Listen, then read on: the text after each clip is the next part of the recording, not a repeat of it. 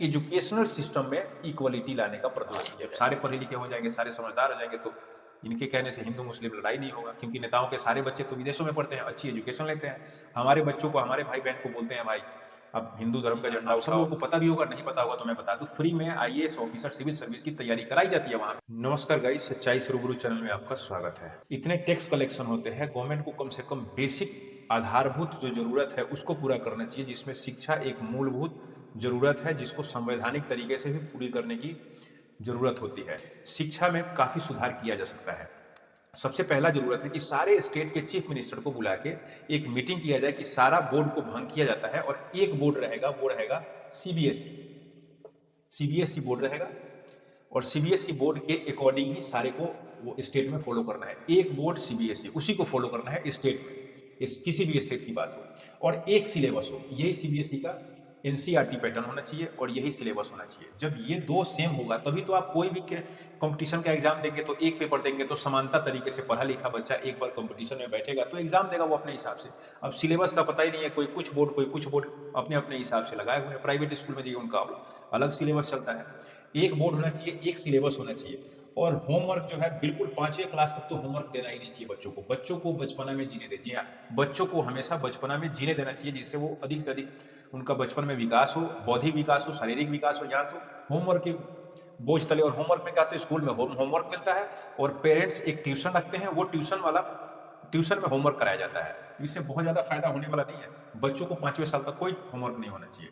और ये बहुत इंपॉर्टेंट चीज़ है, कैसे शिक्षा में सुधार लाया जाए उसका एक बहुत ही महत्वपूर्ण ये पॉइंट है, जो मैं अपने बुद्धि विवेक से समझ के मैं लिखा हूँ। इसमें आप लोग जरूर बताइएगा किस ऐप बेस्ड टीचिंग मेथड्स होना चाहिए। मतलब डेली कौन सा चैप्टर पढ़ाना है, चूंकि सरकार को पता है कि आज छुट्टी है, उस तरीके से हर स्कूल में जो सीबीएसई सिलेबस होगा, एक सिलेबस होगा तो पॉसिबल है एक ऐप बने जिसमें डेली का क्या पढ़ाना है वो चैप्टर वहाँ पे पॉपअप हो, और जब टीचर स्कूल में जाए तो उसको पता होना चाहिए कि ये पढ़ाना है। वो एक दिन पहले होमवर्क भी करके जाएगा, वो पढ़ के खुद जाए ताकि अच्छे से पढ़ा पाए। तो ऐप बेस्ड टीचिंग मेथड होना चाहिए। डेली उसको चैप्टर क्या पढ़ाना है स्कूल में वो पता होना चाहिए टीचर को भी और बच्चों को भी कि हाँ ये पढ़ाई होना है, ताकि दोनों अगर थोड़े से जागरूक है तो पढ़ लिख के जाए और टीचर भी बच्चों को अच्छे से पढ़ा पाए। इसमें टीचर को भी, ऐसा नहीं है टीचर पे ब्लेम कर रहा हूं मैं, टीचर को क्या पढ़ाना है वो पहले से पता होना चाहिए।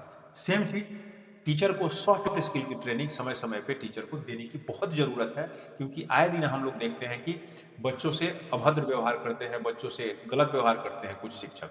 तो इसलिए ये ट्रेनिंग की बहुत ज़रूरत है। और स्कूल एक ऐसा मंदिर है जहाँ पे बच्चों का बौद्धिक विकास वहीं पे सबसे ज़्यादा होता है। तो यहाँ पे सॉफ्ट स्किल की बहुत ज़रूरत है। एक एक बच्चे में क्या बदलाव हो रहा है, उसका मानसिक, उसका व्यवहारिक कैसे बदलता है, बहुत ज़रूरत है। तो इसलिए सॉफ्ट स्किल की ट्रेनिंग हमेशा होते रहना चाहिए, हर 6 महीना 1 साल पे कम से कम पीरियडिकली। फीडबैक और रिव्यू, जो भी वहाँ के एजुकेशनल ऑफिसर है या कुछ सेलेक्टेड उसमें से शॉर्टलिस्ट कीजिए जो अच्छे एनजीओ जो काम करते हैं, नॉन प्रॉफिट ऑर्गेनाइजेशन, उनको ये जिम्मेवारी देना चाहिए कि आप कोऑपरेट करके एक दूसरे से आप फीडबैक ओवर रिव्यू दीजिए और उस पर कार्रवाई किया जाए कि हाँ अगर पॉजिटिव फीडबैक है तो बहुत बढ़िया है, अगर उसमें कुछ वैल्यू एडिशन की जरूरत है तो उसको एडॉप्ट किया जाए। एजुकेशन जरूर फ्री होना चाहिए। एक एजुकेशन ऐसा चीज है, इसको जरूर फ्री करना चाहिए सारा सिस्टम को। वैसे तो फ्री है, स्कूल भी है, शिक्षक को सैलरी भी जा रही है, लेकिन प्रॉपर सिंक्रोनाइज चीजें नहीं है। फ्री एजुकेशन होना चाहिए एंड फ्री बुक्स देना चाहिए, ड्रेस भी देना चाहिए, और मिड डे मील अच्छे क्वालिटी का मिड डे मील का होना चाहिए और इसकी प्रॉपर मॉनिटरिंग होनी चाहिए। बिल्कुल ये जरूरी है, क्योंकि बहुत सारे गरीब बच्चे 3 टाइम का भोजन नहीं खा पाते हैं। कम से कम स्कूल में आएंगे तो एक स्वच्छ खाना उनको जरूर मिलना चाहिए लंच में, ये बहुत जरूरी है।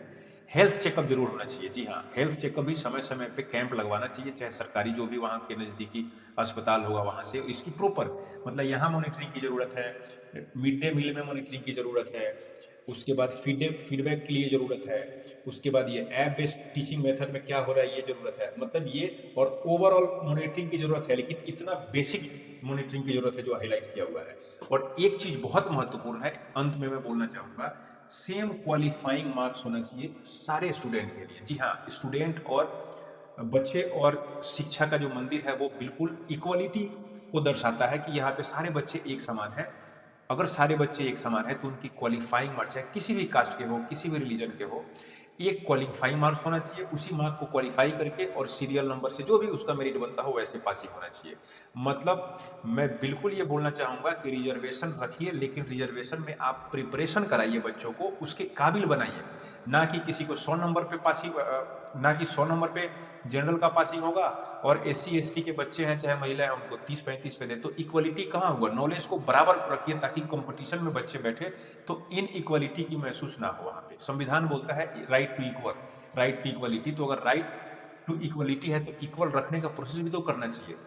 जैसे सिविल सर्विस की एग्ज़ाम की प्रिपरेशन के लिए मैक्सिमम यूनिवर्सिटी में, सरकारी यूनिवर्सिटियों में सरकार के द्वारा फ्री तैयारी कराया जाता है। जी हाँ, आप सब लोगों को पता भी होगा, नहीं पता होगा तो मैं बता दूं, फ्री में आईएएस ऑफिसर सिविल सर्विस की तैयारी कराई जाती है वहाँ पे, जो एससी एसटी के कैंडिडेट हैं, ओबीसी के उनके लिए। ओबीसी का नहीं पता लेकिन एससी एसटी का जरूर है।